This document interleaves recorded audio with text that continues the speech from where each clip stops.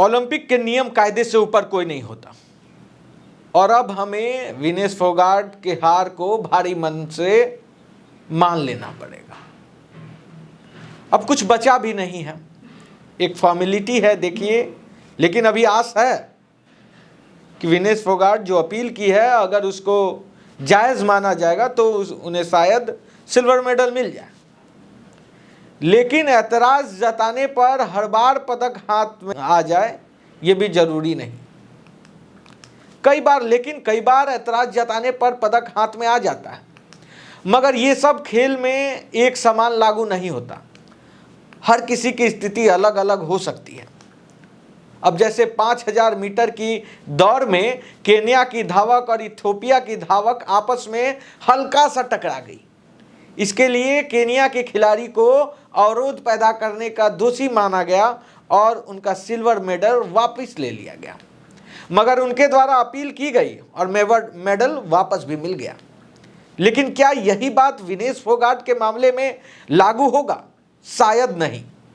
विनेश को अलग खेल और अलग अलग नियम में अयोग्य ठहराया गया है और विनेश की मानसिक स्थिति अभी ठीक नहीं है। वो काफी परेशान है, यहां तक कि उसने कुश्ती से भी संन्यास ले लेने का फैसला लिया है। अखाड़े को अलविदा कहने जा रही है वो।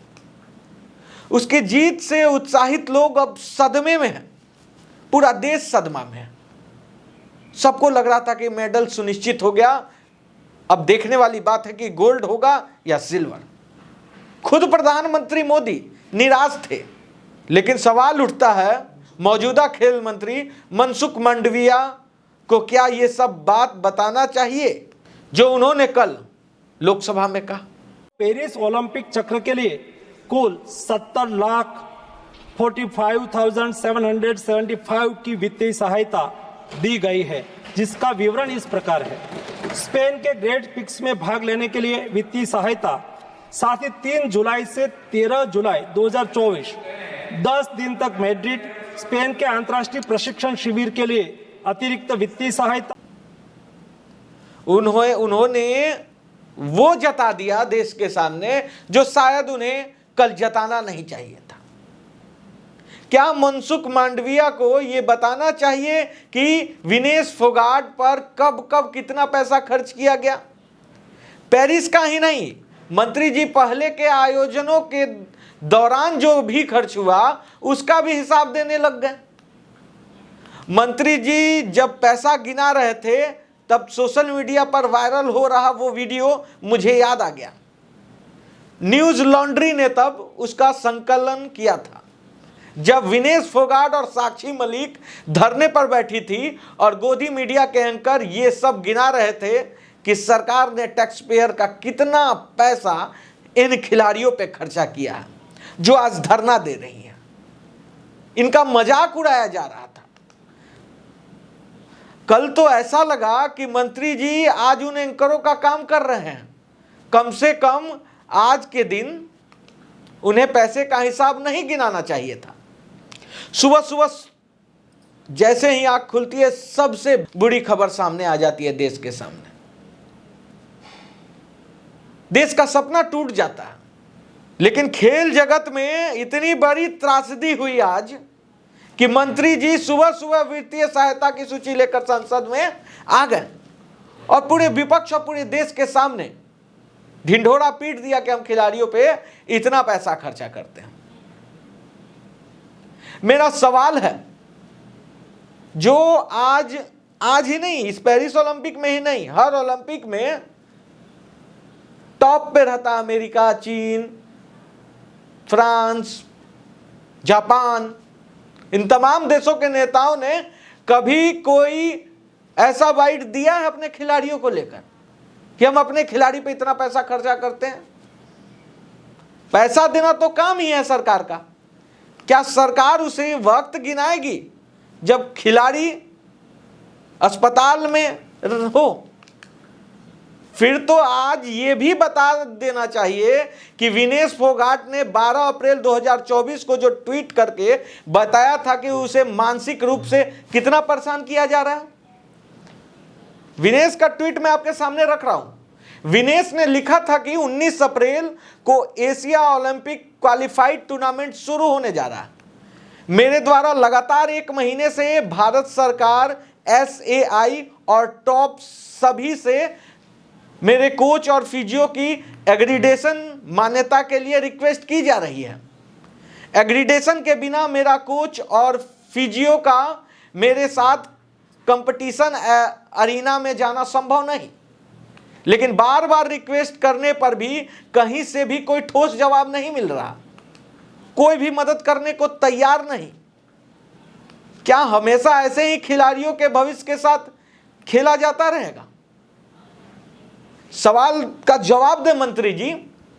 उस वक्त कहां थे आप जब वो समय रहते आपसे एग्रीडेशन की बात कर रही थी, डर डर की ठोकरें खा रही थी कि सरकार उसे एग्रीडेशन दे दे, क्योंकि बिना एग्रीडेशन के कोई भी खेल परिसर में नहीं जा सकता है। लेकिन नहीं, सरकार को सिर्फ वित्तीय सहायता गिनवाना था। तो आज मैं भी गिनवाऊंगा कि विनेश फोगाट इस देश को कितनी बार, इस तिरंगे को, हमारे देश की आन बान शान तिरंगा को कितने बार शिखर पर लहराया। लेकिन विनेश फोगाट ने आज तक नहीं गिनवाया। विनेश के अयोग्य ठहरने की खबर आ जाने के बाद प्रधानमंत्री नरेंद्र मोदी का ट्वीट भी आया, लेकिन जीत के तुरंत बाद नहीं आया। घंटे गुजर गए, जीत के बाद ट्वीट पर उनकी कोई प्रतिक्रिया नहीं आई, जबकि उनके खेल मंत्री ने जीत के तुरंत बाद ही ट्वीट कर बधाई दे दी थी। तब फिर प्रधानमंत्री मोदी का जीत के बाद ट्वीट क्यों नहीं आया? आप ये सवाल जरूर पूछ सकते हैं। लेकिन जब सरकार ही खिलाड़ियों पर खर्च करने वाले चंद पैसों का हिसाब उस वक्त दे रही है जब खिलाड़ी जूझ रहा है, मानसिक तौर पर, शारीरिक तौर पर। क्या मंत्री जी आपको पता है वो क्वालिफाई करने के लिए कितनी मेहनत की है? आपको नहीं पता होगा, क्योंकि आप स्पोर्ट्समैन स्पिरिट नहीं है इस सरकार के अंदर। दिख गया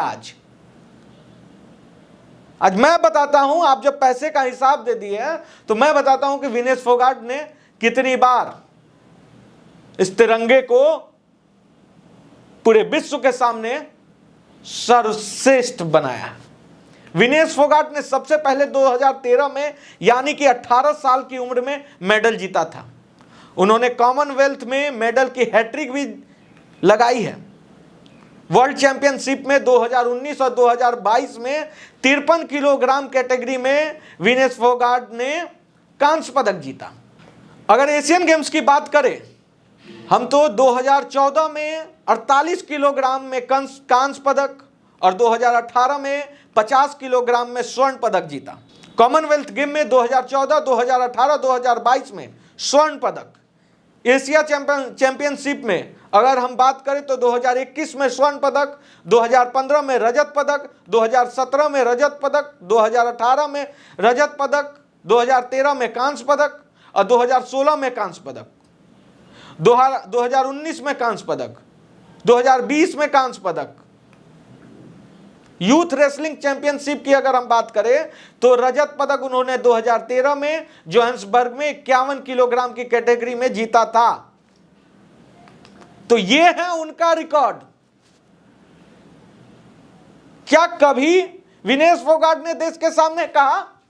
लेकिन देख सकते हैं इस सरकार की मानसिकता को, आप समझ सकते हैं कि एक तरफ वो जूझ रही है, एक तरफ वो मानसिक तौर पर टूट गई है, शारीरिक तौर पर वो अस्पताल में जूझ रही है।